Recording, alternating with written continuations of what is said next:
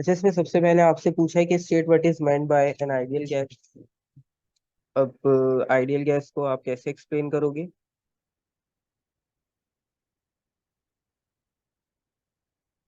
अच्छा देखो, normally ideal gas के लिए हमने क्या किया था कि आइडियल गैस के जो लॉज थे वो बेसिकली सारे जो लॉज हमने नॉर्मल डिस्कस किए वो सारे आइडियल गैसेस के लिए थे। ठीक है, हमने उसमें कोई कंस्ट्रेंट या कोई ऐसी चीज डिस्कस नहीं की जिसकी वजह से उसमें बहुत चेंज आता हो। तो जितने भी लॉज आपके पास हैं, जो जो गैस वो लॉ ओबे कर रही है, ठीक है, तो वो सारी आपके पास आइडियल गैस है। ठीक है, तो इसमें आप सिंपल इसका आंसर लिखोगे।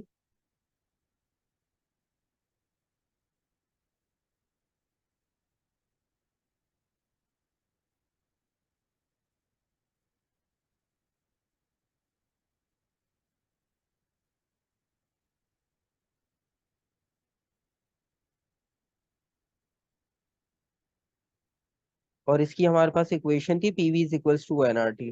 ठीक है, जर्नल गैस इक्वेशन। तो इसमें बेसिकली एनआर आपके पास कांस्टेंट है, तो आपके पास इसमें V directly proportional to T कर सकते हो, P is inversely proportional to V कर सकते हो। ये सारे जो हमने लॉस थे, किसी का भी आप रेफरेंस देकर लिख सकते हो।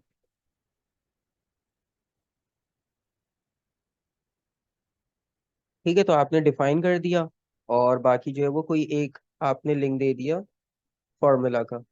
ठीक है,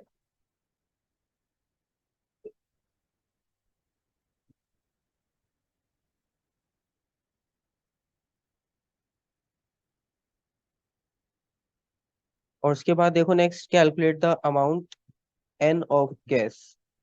अच्छा, आपने एन कैलकुलेट करना है। सिंपल, इसमें देखते हैं कि टेम्परेचर की वैल्यू गिवन है, ठीक है, और दूसरा प्रेशर की वैल्यू गिवन है, और वॉल्यूम गिवन है, वी पी टी ये आपके पास गिवन है, और आपने एन कैलकुलेट करना है। तो सभी कुछ गिवन है। आर आपके पास कांस्टेंट होता है 8.31, पेपर में ऊपर आपको वैल्यू इसकी मिल जाएगी। तो इक्वेशन आप सिंपल यूज करोगे, PV is equals to NRT. ठीक है, आपने एन कैलकुलेट करना है, तो पीवी ओवर आर टी। तो वैल्यूज तो सारी आपके पास हैं। प्रेशर की value 1.2 exponent 5, multiply by volume 0.24,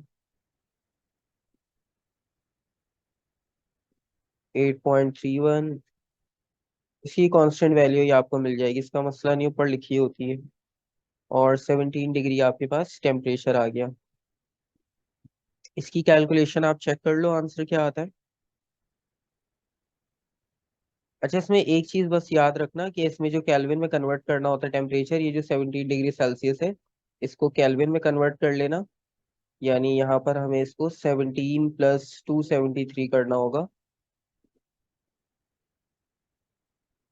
तो ये चीज का बस थोड़ा सा ध्यान रखना, क्योंकि जब वो आइडियल गैस का रेफरेंस देते हैं ना, तो आइडियल गैस में फिर हम केल्विन का स्केल यूज कर रहे होते हैं।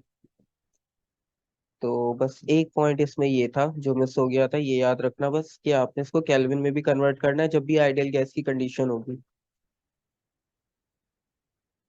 11.95, ठीक है। अच्छा, 11.95 आंसर आया, तो 11.95 नहीं लिखोगे आप, इसको राउंड ऑफ 12 लिखोगे। टू सिग्निफिकेंट फिगर्स में लिखना है। ठीक है, तो हमारा ये 12 हो जाएगा मोल। सिंपल।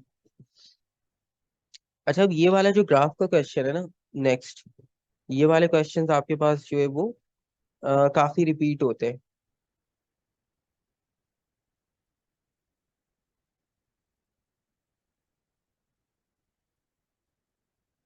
अभी लास्ट ईयर में आप देखोगे ना, इसके डिफरेंट वेरिएंट्स में आपको यही वाले क्वेश्चंस बहुत मिलेंगे। अब इसमें आपके पास है the gas undergoes the successive changes as shown in figure 3.1। ये हमने एक टॉपिकल्स में भी किया था, इसी तरह ग्राफ था, A to B, B to C, C to A. The initial state is represented by point A, the gas is cooled at constant pressure. ठीक है, एनर्जी यहाँ पर रिमूव हो रही है, और गैस इज देन हीटेड। खैर, सारा प्रोसेस है वो हमें ग्राफ देखकर भी आइडिया हो जाएगा। यहाँ पे उन्होंने वर्क डन दिया है, और ये हमारे पास एनर्जी दी है उन्होंने। खैर, पहले आपके पास है show that the magnitude of the work done during the change A B is 19.2 kilo joules. पहले वो बात कर रहा है ए बी की, और ए से लेकर बी तक का उसने आपको वर्क डन खुद से दिया है कि ये आपने प्रूफ करके दिखाना है कि वो 19.2 है। तो ए से बी लेकर बी तक की आपके पास ग्राफिकल रिप्रेजेंटेशन भी है। आप उसमें देखो कि वॉल्यूम जो है वो डिक्रीज हो रहा है, मतलब गैस जो है वो कंप्रेस हो रही है। तो गैस को हम कंप्रेस कर रहे हैं, और आपके पास इनिशियल वॉल्यूम था 0.24, और वहां से आप लेकर गए उसे 0.08। तो इनको सब्ट्रैक्ट करके हम वॉल्यूम का डिफरेंस निकाल लेंगे सबसे पहले। तो इसका मतलब ये है कि ए टू बी तक जो हमारा वॉल्यूम का चेंज है वो सिंपल 0.24 माइनस 0.08। तो इनको सब्ट्रैक्ट कर लेते हैं। खैर, वो सब्ट्रैक्ट कर लेंगे हम फाइनल उसमें। तो इससे हमारा वॉल्यूम आ जाएगा। और बाकी जो है वो हमारे पास थर्मोडायनेमिक की इक्वेशन थी 0.16।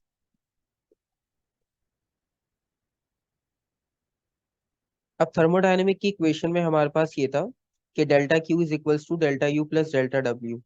ठीक है, वो तो था हमारे पास टोटल थर्मोडायनेमिक प्रोसेस। लेकिन हमारे पास यहाँ पे अमाउंट ऑफ हीट गिवन नहीं है जो हम सप्लाई कर रहे हैं। तो इसका मतलब ये है कि आपको एक चीज और याद होगी, जब हम उसकी इक्वेशन ड्राइव कर रहे थे तो उसमें हम लिखते हैं delta U plus delta W.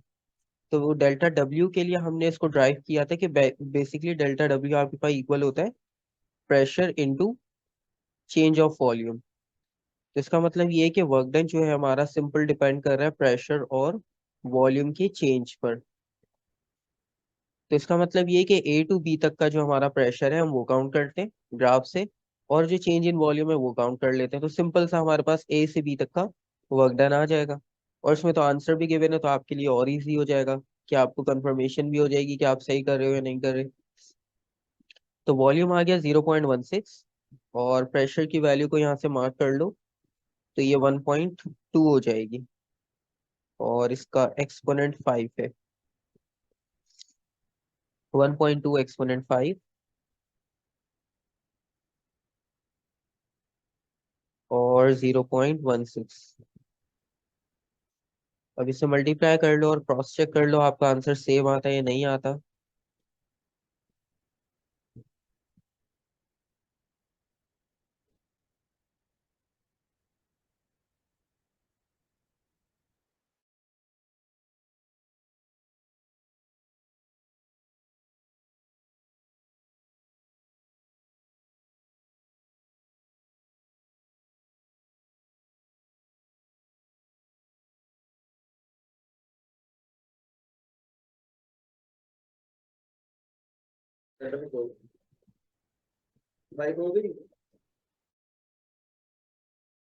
अच्छा, सही, आपके पास आ गया 19.200, तो आप उसको 19.2 किलो जूल्स भी लिख सकते हो सिंपल। आपके पास जो 19,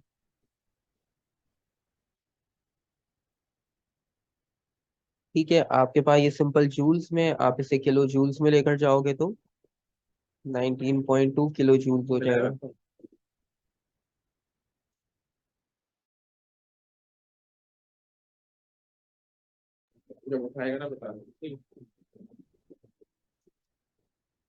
अच्छा, ये वाला जो टेबल वाला पार्ट है ना, ये भी बहुत इंपॉर्टेंट है, क्योंकि इसमें आपके पास समझो ये सारे कॉन्सेप्ट्स एक ही टेबल में चेक हो जाते हैं।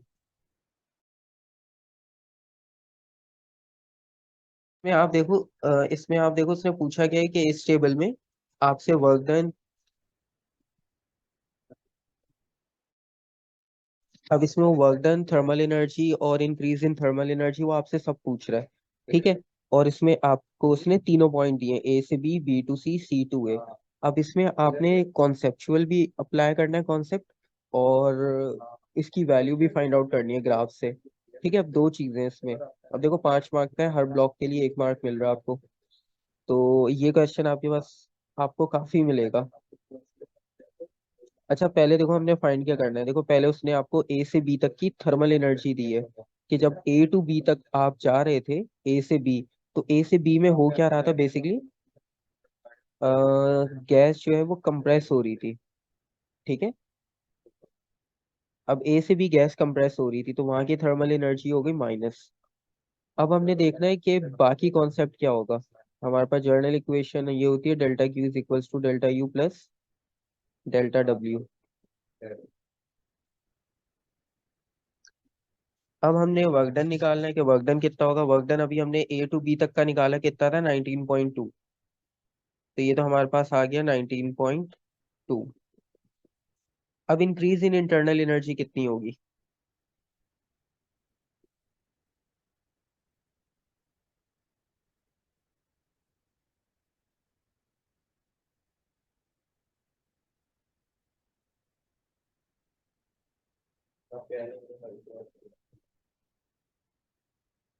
अब देखो आपके पास इसमें थर्मल एनर्जी की सप्लाई मिल गई, आपको आपको वर्क डन मिल गया। आपने फाइंड आउट करना है इंक्रीज इन इंटरनल एनर्जी, तो आप इनको सब्ट्रैक्ट कर लोगे, सिंपल। ठीक है। और आपके पास जो है वो फाइनल जो है वो इंटरनल एनर्जी का आंसर आ जाएगा, क्योंकि थर्मल एनर्जी सप्लाई का मतलब वो डेल्टा क्यू की बात कर रहा है। ठीक है। और वर्क डन तो डेल्टा डब्ल्यू आपसे उसने पहले ही कैलकुलेट करवा लिया, तो वो 19.2 की वैल्यू तो यही है। ठीक है।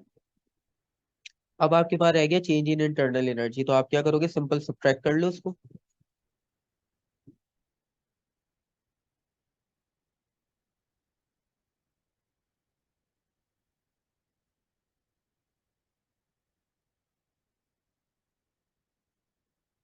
अच्छा देखो, आपके पास जो है ना थर्मल एनर्जी आपने जो सप्लाई की है वो टोटल 48 है। वो माइनस प्लस का साइन आपको याद होगा, आपको बताया था कि जब हम कंप्रेस कर रहे होते हैं या एक्सपेंड कर रहे होते हैं तो उसकी वजह से चेंज आता है।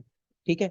अब आपने जब टोटल थर्मल एनर्जी सप्लाई 48 की है ना, और उसमें से 19.2 का वर्क डन हो चुका है, तो इसका मतलब है आपके पास जो इंक्रीज इन इंटरनल एनर्जी होगी ना, वो अब 48 से ऊपर नहीं जाएगी, वो उससे कम ही होगी, क्योंकि कुछ का तो वर्क डन भी हो गया। तो जो बाकी बचेगी वो आपकी इंटरनल एनर्जी इंक्रीज कर रही है। ठीक है। तो आप यहाँ पर सिंपल इसे सब्ट्रैक्ट इस तरह से करोगे।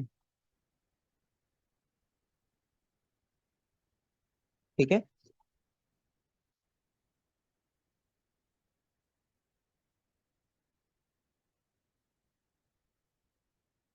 तो ये आपके पास कितना हो रहा है फाइनल, 28.8। अच्छा देखो, आपके पास एक टेबल फिल हो गया ना, अब बाकी वैल्यूज ऑलमोस्ट इससे लिंक ही होंगी। बस आपको ग्राफ चेक करना होगा कि ग्राफ जा किस तरफ रहा है। अब पहले आप बी टू सी चेक कर लो कि बी टू सी किस तरफ जा रहा है। अब बी टू सी गया स्ट्रेट ऊपर, स्ट्रेट ऊपर जाने का मतलब है उसका वॉल्यूम चेंज नहीं हुआ। अब वॉल्यूम चेंज ना होने का मतलब क्या है।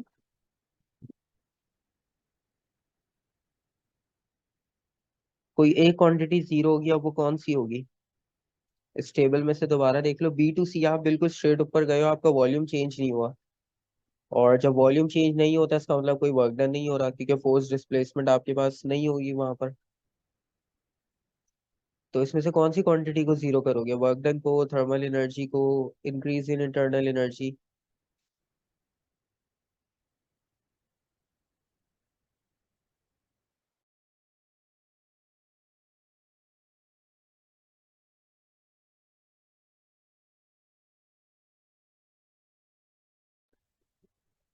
सही। अब आपके पास वर्क डन हो जाएगा जीरो, क्योंकि जब आपके पास पिस्टन मूव ही नहीं करेगा तो इसका मतलब ये है कि आपके पास जो है वो कोई काम ही नहीं हुआ वहां पर, तो वर्क डन आपका हो गया जीरो।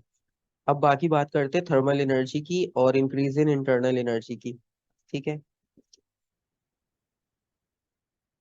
अच्छा देखो, जब ए टू बी तक की बात हो रही थी तो ए से बी तक आप 19.2 का वर्क डन कर चुके हो। अब 48 में से 19.2 हो गया माइनस, बाकी आपके पास बचा था 28.8। अब 28.8 आपको मिल रहा था इस पॉइंट पर। ठीक है। अब इस पॉइंट पे आपने कोई वर्क डन नहीं किया, इसका मतलब ये है कि वो जो एनर्जी 28.8 की बची थी, अब वही हमारे पास यहाँ पर थर्मल एनर्जी का काम कर रही है बी टू सी तक। ठीक है। और वही अब हमारी जो है वो इंक्रीज इन इंटरनल एनर्जी है, क्योंकि वर्क डन तो हुआ नहीं, इसका मतलब जो एनर्जी बची थी वो सारी की सारी कहाँ लगेगी, इंटरनल एनर्जी इंक्रीज करने में। ठीक है। ये चीज क्लियर हो गई।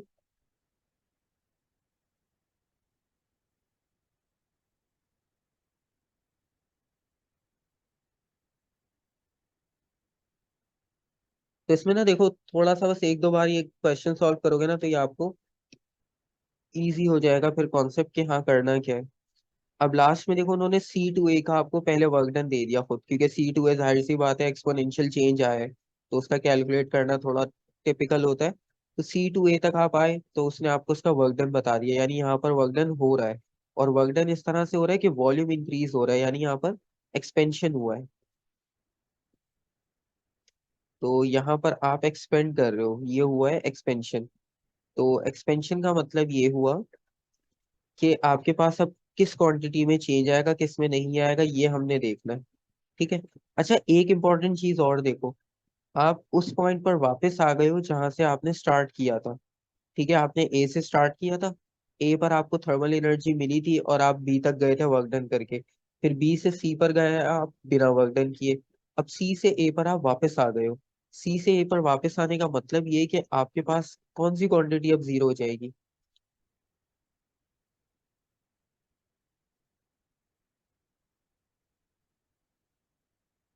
ठीक है, पॉइंट ए आपका इनिशियल स्टेज था, उस वक्त आपको किसी ने इन्वेस्टमेंट की थी, आपने बिजनेस स्टार्ट किया। फिर आप B to C तक जाने के बाद आपने सब खत्म कर कर आके आप वापसी आ गए ए पर, तो वो जो आपकी इन्वेस्टमेंट थी वो तो हो गई जीरो। तो इसका मतलब ये है कि वो जो आपकी थर्मल एनर्जी थी, इंक्रीज इन थर्मल एनर्जी, वो कंप्लीटली हो गई जीरो।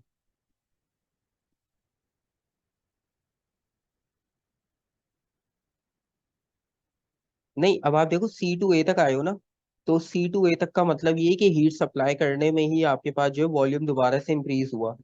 ठीक है, ये जो एक्सपेंशन हुआ, एक्सपेंड करने के लिए आपके पास जो है वो हीट तो लगेगी आपको। आप हीट सप्लाई करोगे जिस तरह वाटर बॉईल होता है, तो तभी आपके पास स्टीम बनती है, वॉल्यूम एक्सपेंड होता है।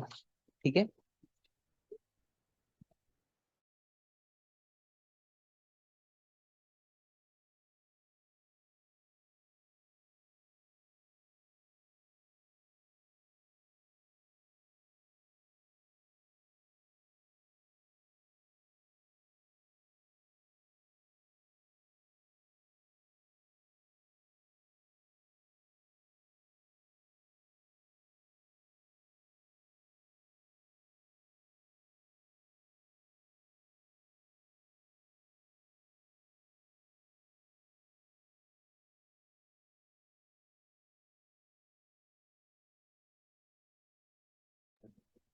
तो इसका मतलब ये हुआ कि आपने वो जो एक्सपेंशन किया है, तो एक्सपेंड करने में आपके पास हीट तो आपको लगेगी। तो इसका मतलब ये जो -31.6 वाली हीट इन्होंने लिखी है, ठीक है, यही आपके पास यहाँ पर आ जाएगी 31.6। ठीक है, 31.6 आपने सप्लाई की, और -31.6 जो है वो वर्क डन में आपके पास लग गई। और आपका जो इंक्रीज इन इंटरनल एनर्जी था वो हो गया जीरो, क्योंकि आप उसी पॉइंट पर वापस आ गए जहां से आपने स्टार्ट किया था। तो इसका मतलब ये हुआ कि आपके पास अब कुछ एक्सटर्नल बचा ही नहीं है। ठीक है, यहाँ तक क्लियर हो गया।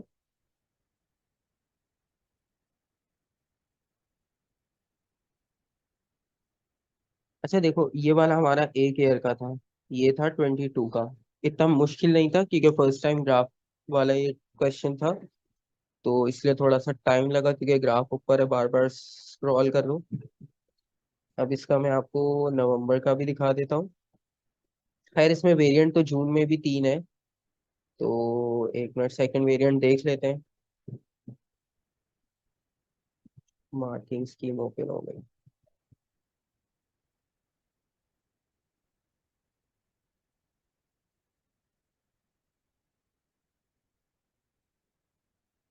आपके पास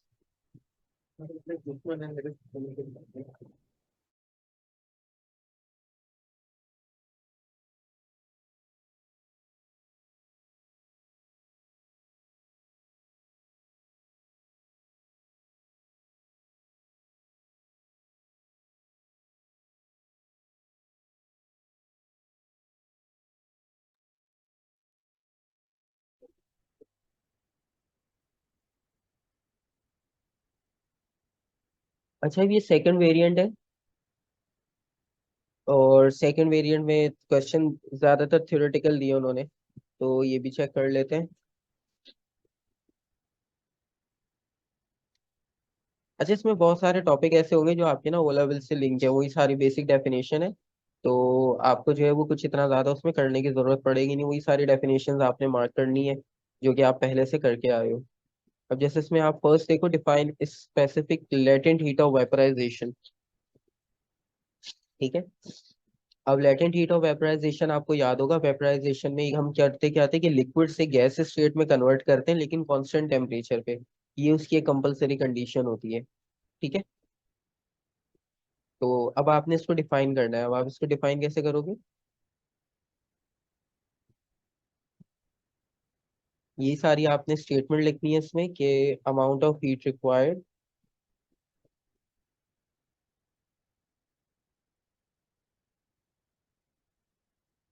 अमाउंट ऑफ हीट या एनर्जी लिख लो simple, energy required to change state from liquid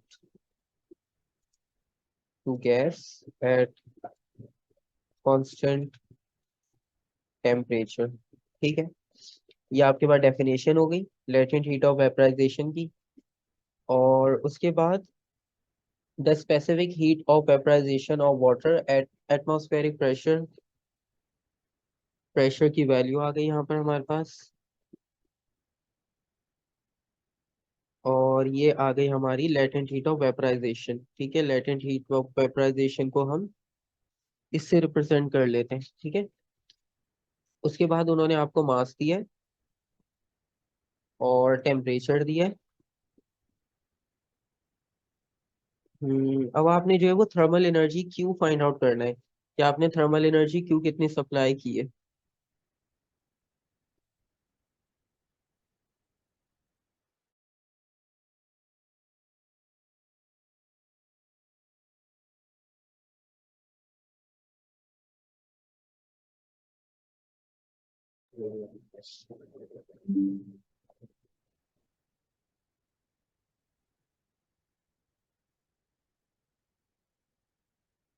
अच्छा, इसका अगर आपको फॉर्मूला याद हो बेसिक, तो जर्नल फॉर्मूला हम इसका यूज करते थे। Latent heat of vaporisation is the amount of heat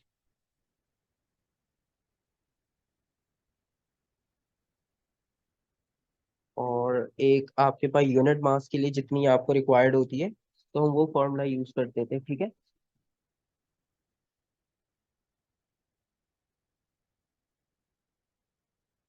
तो इससे जरा कैलकुलेट करके देखो आंसर क्या आ रहा है आपके पास।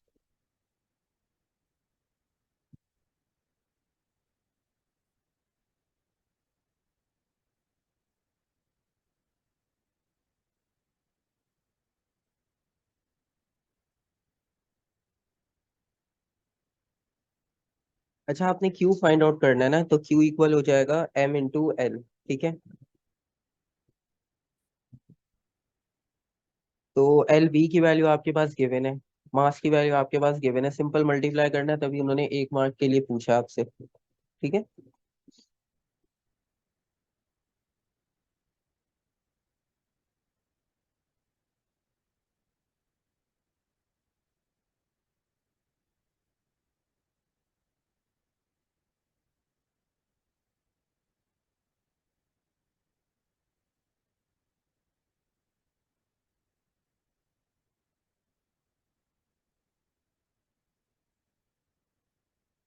कर लिया कैलकुलेट, आंसर आ गया।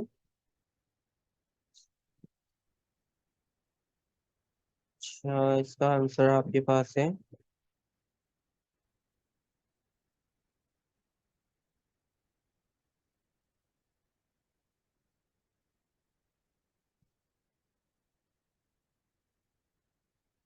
अच्छा देखो, लेटेंट हीट ऑफ एक आपके पास होता है वेपराइजेशन। वेपराइजेशन में वेपराइजेशन का प्रोसेस आपने माइंड में रखना है कि आप इसमें लिक्विड से गैस में कन्वर्ट कर रहे होते हो, लेकिन आपका जो टेम्परेचर है वो कांस्टेंट होना चाहिए। एक चीज तो ये। और एक इसमें होता है लेटेंट हीट ऑफ फ्यूजन। तो एक आपके पास इसमें टर्म बनती है फ्यूजन की। और फ्यूजन में हम जनरली ये कर रहे होते हैं कि आप जो है वो सॉलिड को लिक्विड में कन्वर्ट करते हो कांस्टेंट टेम्परेचर पे। ठीक है। और इसमें आपके पास जो डेली लाइफ की एग्जांपल है, वो डेली लाइफ की एग्जांपल ये है कि जब हम सॉलिड टू लिक्विड की बात करते हैं ना, तो अगर आपने एक आइस क्यूब को लाकर, ठीक है, रूम टेम्परेचर पे रख दिया, तो अब आइस जो मेल्ट हो रही है ना, वो सॉलिड से लिक्विड में कन्वर्ट हो रही है कांस्टेंट टेम्परेचर पे। कांस्टेंट टेम्परेचर का मतलब ये कि आपने उसको रखा है रूम में लाके, अब वो रूम टेम्परेचर पे मेल्ट हो रही है। आप खुद से उसको थर्मल एनर्जी प्रोवाइड नहीं कर रहे। ठीक है, तो आपकी जो कंडीशन थी, आपकी कंडीशन सेम हो गई। आपका टेम्परेचर हो गया कांस्टेंट, हम टेम्परेचर बढ़ा ही नहीं रहे। आइस खुद ही मेल्ट हो रही है एक फिक्स टेम्परेचर पे। तो इसको कहते हैं लेटेंट हीट ऑफ फ्यूजन। और जो बात है गैस में कन्वर्ट करने की लिक्विड को कांस्टेंट टेम्परेचर पे, तो उसकी एग्जांपल है आपके पास बॉइल्ड वाटर की। जब वाटर कंप्लीटली बॉईल हो जाएगा, तो उसका टेम्परेचर 100 डिग्री सेल्सियस होता है। ठीक है, अब बॉइल्ड वाटर का टेम्परेचर 100 डिग्री सेल्सियस से ऊपर नहीं जाएगा। अगर आप उससे ऊपर बढ़ाने की कोशिश भी करोगे तो वाटर एवापोरेट हो जाएगा स्टीम बन के। तो ये वाला जो प्रोसेस होता है, ये होता है लेटेंट हीट ऑफ वेपराइजेशन। दोनों के फॉर्मूला सेम होते हैं। ठीक है, बस आप क्या करते हो कि जहां पर आपने कैपिटल एल लिखा है उसके साथ आप वी लिख देते हो वेपराइजेशन को रिप्रेजेंट करने के लिए। और जहां पर आपके पास फ्यूजन है वहां एफ लिख लेते हो, सिंपल। ठीक है।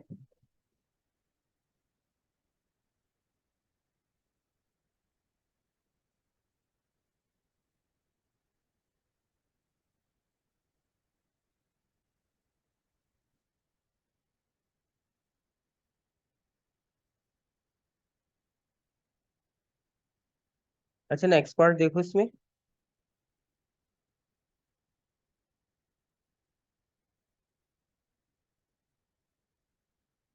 नेक्स्ट पार्ट में उससे आपने कहा है कि mass of 1 mole of water is, यानी नंबर ऑफ मोल वन की बात कर रहा है वो, और उसका जो मास है वो 18 ग्राम्स है।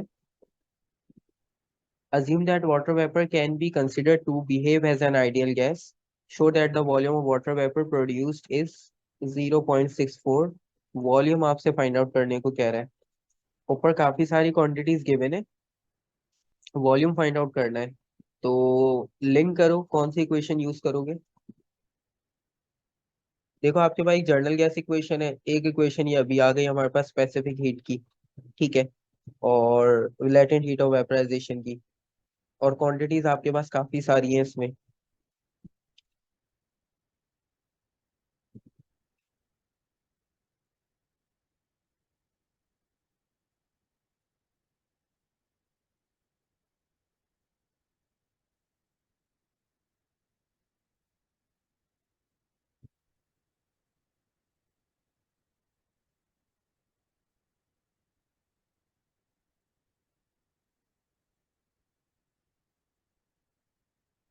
PV is equals to NRT. ठीक है, ठीक है, आपके पास सारी वैल्यूज गिवन है आपको, और उसने आइडियल गैस का नाम लिखकर आपको खुद हिंट दे दी कि आपने PV is equals to NRT करना है, फ्री के 3 मार्क्स है। और आपके पास वॉल्यूम का आंसर भी उसने आपको खुद दे दिया, तो वेरिफिकेशन भी हो जाएगी आपके पास आंसर की।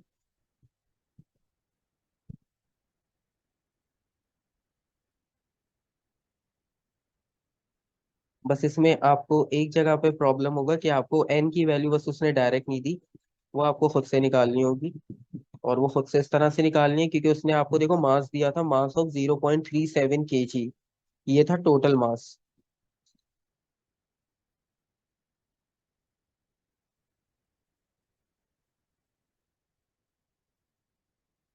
और दूसरी बात ये कि उसने आपसे कहा कि वो 1 मोल की बात कर रहा है जिसका मास है 18 ग्राम। ठीक है, तो इसका मतलब है इससे आपको स्मॉल एन की वैल्यू निकालनी होगी। बाकी सारी वैल्यूज आपके पास गिवन है, तो बस इसको आपने चेक करना है, बाकी सारी वैल्यूज आपके पास वही रहेंगी। और टेम्परेचर को दोबारा से ध्यान में रखना है कि उसको लेकर जाना है केल्विन में। टेम्परेचर 100 है, तो बेसिकली आपके पास प्रेशर जो था वो था 1 एक्सपोनेंट 5, यानी एटमॉस्फेरिक प्रेशर ही दिया हुआ है इन्होंने। तो आपके पास ये आ गई प्रेशर की वैल्यू। और वॉल्यूम की वैल्यू उसने कितनी दी है आपको, 0.64। और जो एन की वैल्यू है ना, एन की वैल्यू पर किलोग्राम में वैल्यू थी कितनी, 0.37।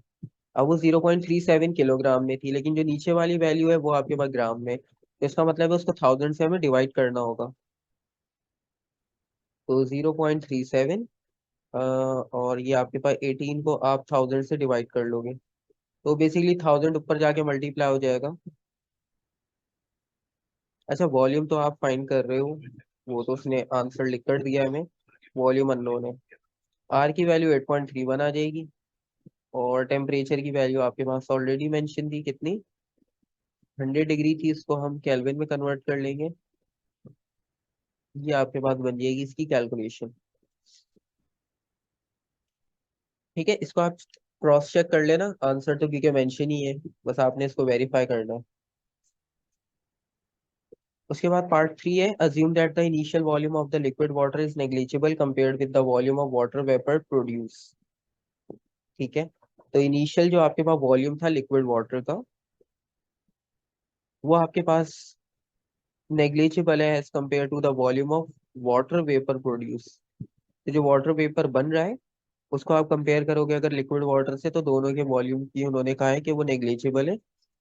आपने बताया ना, determine the magnitude of work done.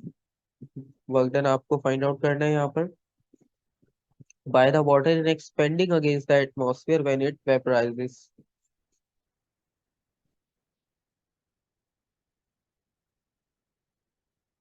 अब क्योंकि एटमॉस्फेयर की तरफ से जो प्रेशर अप्लाई हो रहा है, जो वैल्यू दी है उन्होंने आपको 1 एक्सपोनेंट 5, तो वो बेसिकली एटमॉस्फेरिक प्रेशर की ही वैल्यू है। अब जाहिर सी बात है, आपके पास जब एटमॉस्फेरिक प्रेशर अप्लाई हो रहा है और उसके बाद भी आप एक्सपेंशन कर रहे हो, तो इसका मतलब है आप एटमॉस्फेरिक प्रेशर के अगेंस्ट काम कर रहे हो। तो आपने सिंपल यहाँ पे वर्क डन फाइंड आउट करना है। तो वर्क डन का भी हमारे पास जो फॉर्मूला था, वो सेम अभी हमने पिछले क्वेश्चन में भी यूज किया है, पी डेल्टा वी। तो पी की वैल्यू आपके पास कितनी थी, 1 एक्सपोनेंट 5, क्योंकि एटमॉस्फेरिक प्रेशर है। तो हम पर एटमॉस्फेरिक प्रेशर अप्लाई हो रहा था 1 एक्सपोनेंट 5, और जो वॉल्यूम की वैल्यू है वो अभी ऊपर कैलकुलेट की है 0.64।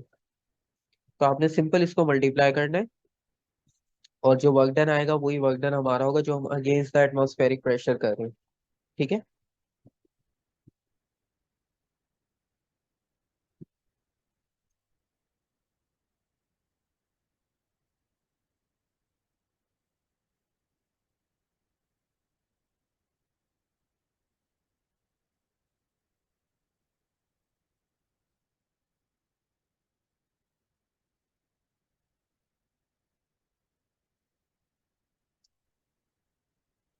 ठीक है, कैलकुलेशन चेक कर लेना। और पार्ट 4 आपके पास है, use your answer in B part 1 and B part 3 to determine the increase in thermal energy of the water when it vaporises at 100 degree. Explain your reasoning. अच्छा, उन्होंने कहा है कि जो पार्ट 1 पार्ट 3 में आपने वैल्यूज कैलकुलेट कर ली है, ठीक है, तो उनको यूज करते हुए आपने फाइंड आउट करना है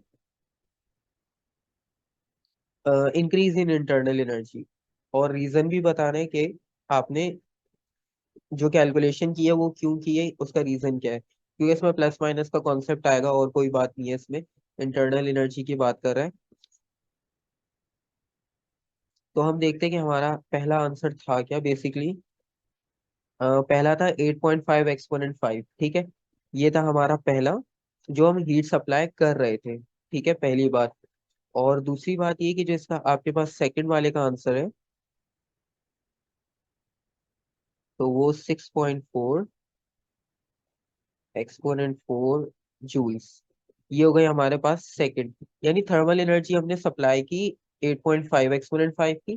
ठीक है, और उसमें से हमने वर्क डन कर लिया जो अभी हमारे पास आंसर आया है। ठीक है, तो इसका मतलब ये हुआ कि आपके पास अगर आप इक्वेशन यूज करो, तो जो हमारे पास थर्मोडायनेमिक की इक्वेशन है, delta Q is equals to delta U plus delta W. तो डेल्टा क्यू में से हम सब्ट्रैक्ट कर लेंगे वर्क डन को, और वो आपके पास इक्वल होगा चेंज इन इंटरनल एनर्जी। तो हमारे पास जो वर्क डन की वैल्यू थी वो थी 8.5 एक्सपोनेंट 5,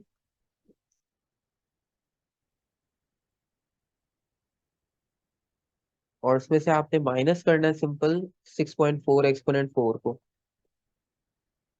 अच्छा, आप चाहो तो इसको भी एक्सपोनेंट 5 में ला सकते हो, एक डेसिमल और शिफ्ट कर दो तो सिंपल हो जाएगा, एक्सपोनेंट नहीं लिखना पड़ेगा कैलकुलेटर में बार बार। लेकिन सिंपल भी चाहो तो कर सकते हो।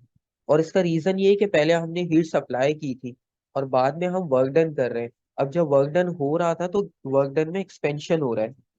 ठीक है। और आप नोट्स में चेक करना, जब मैंने आपको पॉजिटिव नेगेटिव वैल्यू लिखवाई थी, कि एक्सपेंशन के वक्त जो है वर्क डन हमारा माइनस में जा रहा होगा।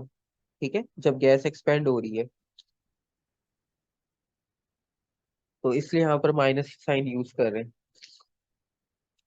और फाइनल आंसर आपके पास सब्ट्रैक्ट करना है, सिंपल।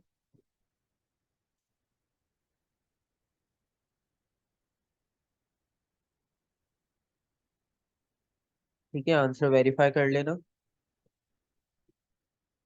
और लास्ट पार्ट में पूछ रहा है, use the first law of thermodynamic to suggest with a reason how the specific latent heat of vaporisation of water at a pressure greater than atmospheric pressure compare with its value at atmospheric pressure। तो वो आपसे ये पूछ रहा है कि specific latent heat की जो हम बात कर रहे थे, ठीक है, वो आपके पास ग्रेटर होगी एटमॉस्फेरिक प्रेशर से।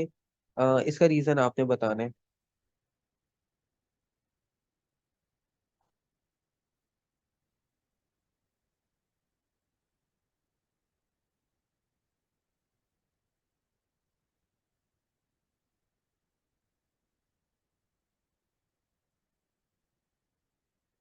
अब इसमें आप क्या रीजन दोगे?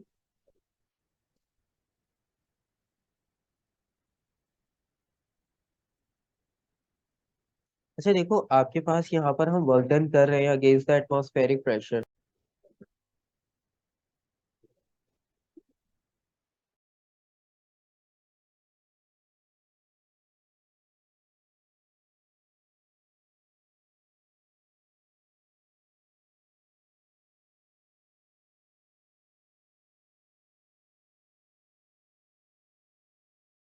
अच्छा, हम इसमें ये डिस्कस कर रहे थे कि फर्स्ट लॉ के अकॉर्डिंग हमने रीजन के साथ ये बताना है कि जो हमारी स्पेसिफिक हीट होगी, वो हमारे पास जो प्रेशर हम अप्लाई कर रहे हैं खुद से बाय गैस, तो वो ग्रेटर कैसे होगा एटमॉस्फेरिक प्रेशर से। ठीक है। तो एटमॉस्फेरिक प्रेशर तो आपके पास एक फिक्स अप्लाई हो रहा था। ठीक है।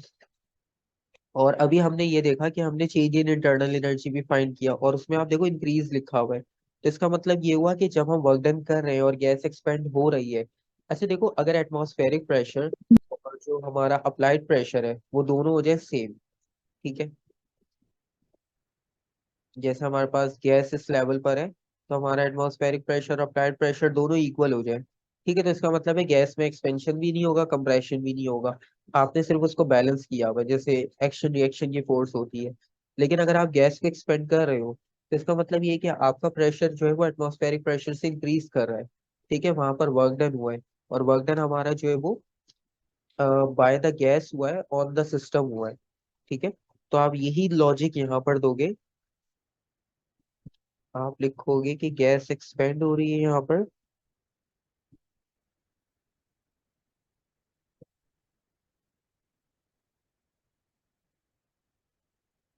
Gas is expanding, work is done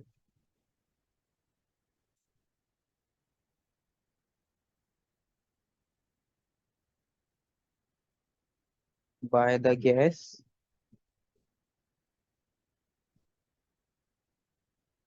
on the surrounding.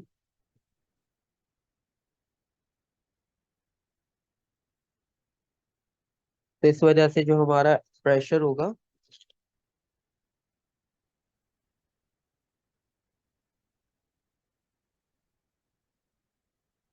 वो ग्रेटर होगा एटमॉस्फेरिक प्रेशर से। ठीक है, यहाँ तक कोई क्वेश्चन, कोई कंफ्यूजन?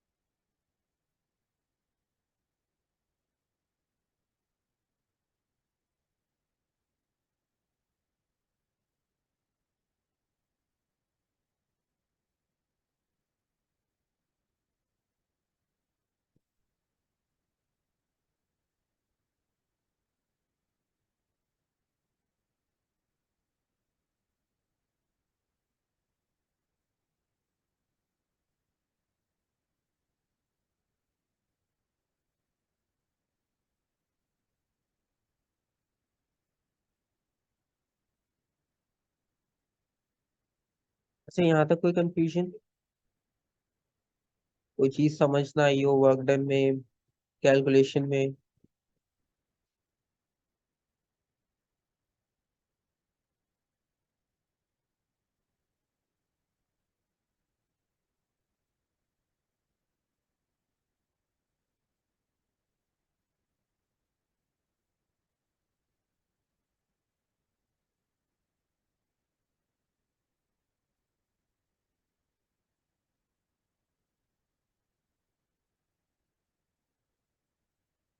ठीक है, चलो अब एक काम करते हैं, अब 21 का एक वेरिएंट देखते हैं। इसका एक ही वेरिएंट रह गया 22 का, वो भी आप चेक कर लेना कि इसमें क्वेश्चन क्या था, तो वो भी आपका क्लियर हो जाएगा।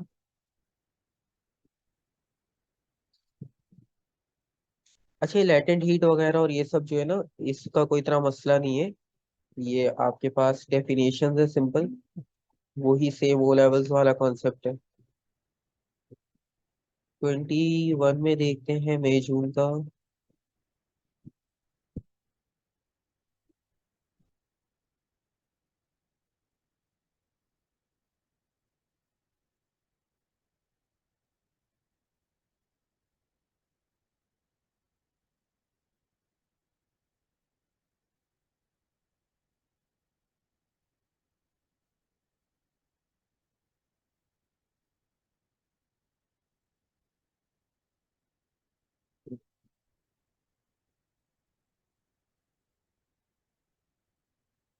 अच्छा, अब इसमें आपके पास है कि an ideal gas is contained in a cylinder by means of a movable frictionless piston as illustrated in figure 2.1, or initially the gas has a volume of 1.8 exponent minus 3।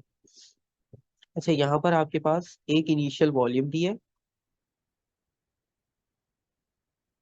इसको हम V1 लिख लेते हैं। प्रेशर दिया आपको P1 लिख लेते हैं इसको,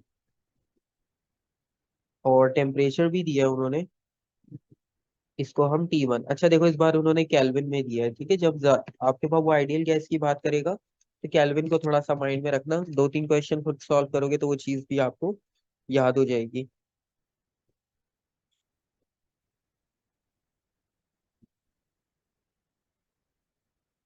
अच्छा, अब इसमें देखते हैं फाइंड क्या करना है।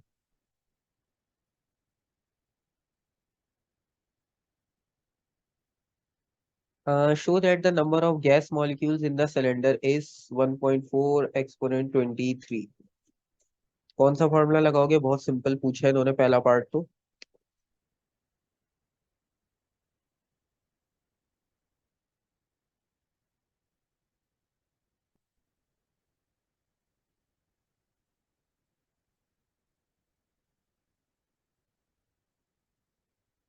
ठीक है, जर्नल गैस इक्वेशन से आप सॉल्व कर लोगे, तो जर्नल गैस इक्वेशन से आप इसे सॉल्व कर लेना।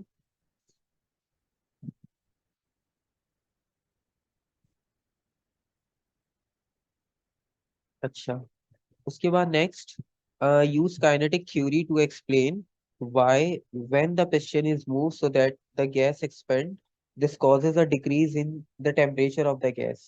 अच्छा, काइनेटिक मॉलिक्यूलर थ्योरी के रेफरेंस से एक्सप्लेन करना है, मतलब वही जो गैस की प्रॉपर्टीज हम पढ़ते आए हैं, कि जब आप पिस्टन को मूव करोगे और गैस आपके पास एक्सपेंड हो रही है, सो इसकी वजह से आपका टेम्परेचर डिक्रीज हो रहा है।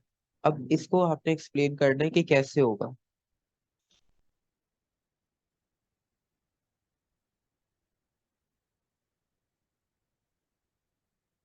प्रेशर इनवर्सली प्रोपोर्शनल होता है वॉल्यूम के, बिल्कुल सही। तो एक चीज आपके पास ये हो जाएगी, एक तो इस चीज को आप स्टेटमेंट में लिख लोगे कि आपके पास प्रेशर जो है वो वॉल्यूम के इनवर्सली है। और दूसरी बात ये, ठीक है, वर्क डन का रेफरेंस भी आप लिख सकते हो। और उसके बाद ये होगा कि अब वो आपसे पूछ रहे ना कि टेम्परेचर डिक्रीज क्यों हो रहा है, तो अब आपके पास जैसे जैसे आप वॉल्यूम इंक्रीज कर रहे हो, तो वॉल्यूम इंक्रीज करने में ये होगा कि जो मॉलिक्यूल्स की स्पीड होगी, जो उनका एम्पलीट्यूड होगा, वो भी डिक्रीज हो जाएगा।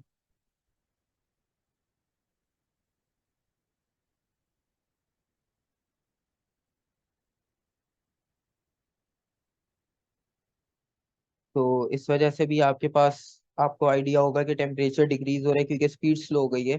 काइनेटिक एनर्जी आपके पास जो है वो डायरेक्टली प्रोपोर्शनल होती है टेम्परेचर के। तो अगर आपके पास टेम्परेचर डिक्रीज हो रहा है या काइनेटिक एनर्जी डिक्रीज हो रही है तो टेम्परेचर भी डिक्रीज होगा। दोनों आपके पास एक ही चीज को रिप्रेजेंट कर रहे हैं। ठीक है।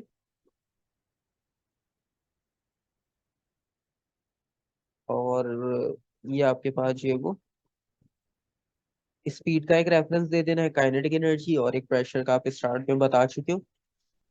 तो ये आपके पास हो जाएगी इसकी तीन रीजंस।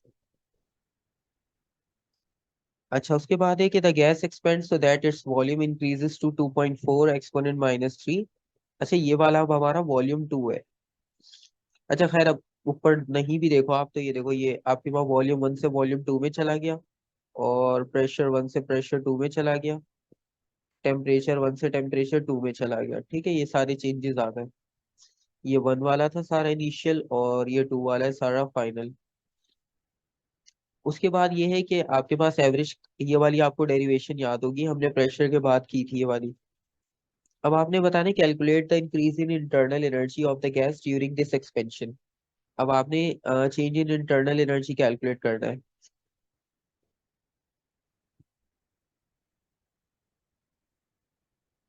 अच्छा, अब देखो चेंज इन इंटरनल एनर्जी आपसे वो कह रहा है, और यहाँ पर उसने आपको एवरेज काइनेटिक एनर्जी दी है। ठीक है। तो अब थोड़ा सा आप अगर लिंक करो इन चीजों को, तो उसने आपको लिखा था एवरेज ट्रांसलेशनल काइनेटिक एनर्जी इससे मिल रही है, के बोल्ट्जमैन कांस्टेंट है, calculate the increase in internal energy of the gas during this expansion. अब आपके पास यहाँ पर एक्सपेंशन हो रहा है, तो एक्सपेंशन होने में आपके पास जो काइनेटिक एनर्जी है वही आपकी जो है वो इंटरनल एनर्जी होगी, क्योंकि इंटरनल एनर्जी जो है वो काइनेटिक पोटेंशियल का सम होती है। तो उसने आपको काइनेटिक का रेफरेंस दिया है, तो आप उसी का फॉर्मूला यूज कर लो, वही आपको इंटरनल एनर्जी देगा। तो इसमें बस आपने करना है कि internal energy will be equal to 3/2 k T, ये सब तो आएगा।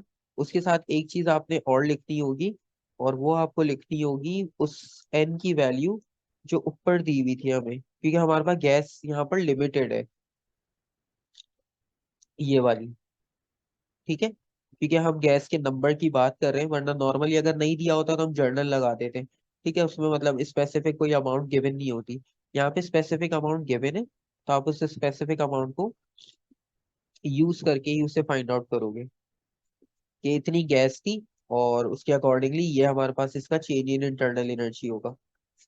अच्छा, टेम्परेचर का चेंज आपके सामने लिखा हुआ है। ठीक है। और उसके अलावा एन की वैल्यू भी आपको पता है, और के जो है हमारा बोल्ट्जमैन कांस्टेंट होता है, उसकी वैल्यू भी ऊपर आपके पास कांस्टेंट में गिवन होती है। उसकी वैल्यू आपके पास 1.38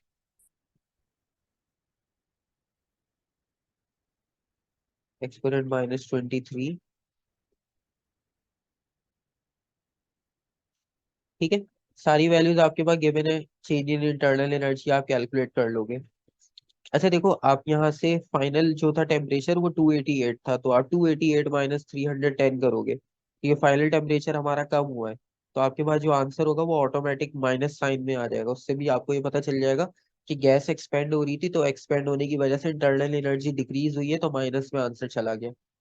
ठीक है, मतलब आप जब यहाँ पर लिखोगे तो 3/2 तो आएगा, उसके बाद के की वैल्यू आएगी -23, और उसके साथ आप मल्टीप्लाई करोगे किसको, टी को। तो टी में आपके पास फाइनल टेम्परेचर 288 है, और इनिशियल जो है वो 310, और इसको आप मल्टीप्लाई कर लोगे, फिर आपके पास फाइनल आंसर जो है वो एनर्जी का आ जाएगा। अच्छा, एन की वैल्यू नहीं लिखी मैंने, 1.4 और क्या थी, एक्सपोनेंट 23। अगर ये कभी कभार नहीं भी वैल्यू गिवन होती ना ये गैस मोल्स की, तो फिर हमें ये यूज करने की जरूरत नहीं होती, लेकिन अभी उसने दिया है तो यूज करना पड़ रहा है हमें। उसके बाद ये है कि the work done by the gas during the expansion is 76 joules. ये हमारे पास आ गई वर्क डन की वैल्यू। टोटल इंटरनल एनर्जी की जो वैल्यू है वो यहाँ पर आएगी, वो आपके पास माइनस में आएगी, उसकी वैल्यू ये होगी। Use your answer in part one, explain whether thermal energy is transfer to और from the gas during the expansion. अब वो ये पूछ रहा है कि जो थर्मल एनर्जी थी उसके बारे में आपको बताना है कि वो आपने सिस्टम में ट्रांसफर की है या सिस्टम से ट्रांसफर हुई है। दो अलग अलग चीजें ये आपने बताना है।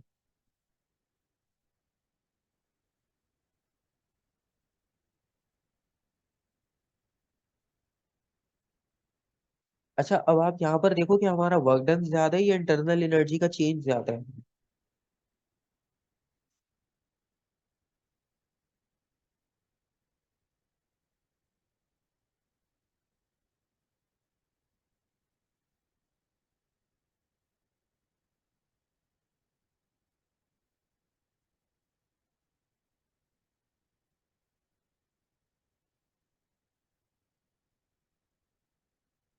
वर्क डन ज्यादा है। वर्क डन ज्यादा होने का मतलब ये है कि अगर हम internal energy sorry thermal energy provide करेंगे तो तभी हमारे पास क्या होगा, वर्क डन होगा आपके पास इजीली, और वो ग्रेटर भी है।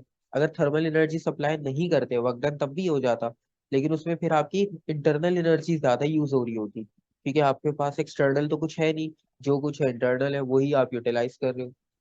ठीक है, तो ये आपने इसको बस एक्सप्लेन करना है। तो आप सबसे पहले लिखोगे कि जो वर्क डन है वो ग्रेटर है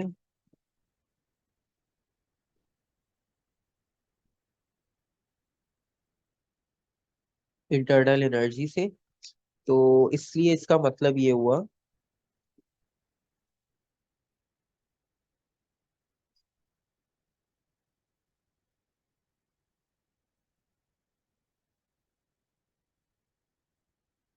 आपके पास जो एनर्जी थी delta Q is supplied to the gas. ठीक है,